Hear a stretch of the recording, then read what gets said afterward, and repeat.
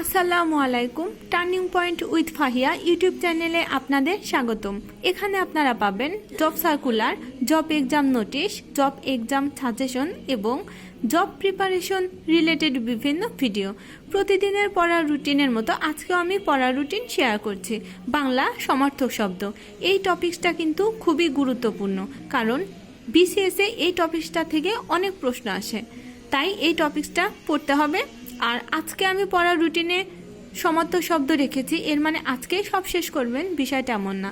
আজকে আপনি যতটুকু পারবেন পড়বেন, আর অনেক বাকি থাকবে এটা আমি জানি। আপনারা আমার আজকের পরে আমি যে পড়ার রুটিনটাই দিব না কেন, প্রতিদিন 5টি অথবা 6টি করে সমার্থক শব্দ মুখস্থ করার চেষ্টা করবেন।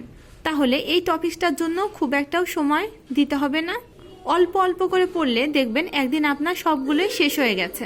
আর একদিনে যদি আপনি সমার্থক শব্দ সব পড়ে মুখস্থ করতে চান তাহলে কিন্তু মনে থাকবে না। এর জন্য প্রতিদিন অল্প অল্প করে পড়লে আপনার বেশি সময়ও দিতে হবে না, এবং একদিন দেখবেন সবগুলোই মুখস্থ হয়ে গেছে আর মনেও থাকছে। তাই সমার্থক শব্দ একদিনে না পড়াই ভালো। কিন্তু আজকে চেষ্টা করবেন বিগত সালের প্রশ্নগুলো পড়ে শেষ করতে, তাহলে আপনি বুঝতে পারবেন কোন শব্দটা বেশিবার পরীক্ষায় দিচ্ছে। যে শব্দটা বেশিবার পরীক্ষায় দিচ্ছে ওই শব্দটা কিন্তু বেশি গুরুত্বপূর্ণ, ওই শব্দটার সব সমার্থক শব্দে আপনি মুখস্থ করে ফেলবেন।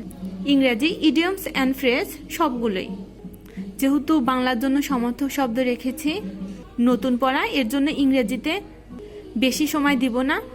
আমরা ইডিয়মস অ্যান্ড ফ্রেজ এর আগেও পড়া হয়েছে, এটা রিভাইজ দিতে হয়তো খুব বেশি সময় লাগবে না।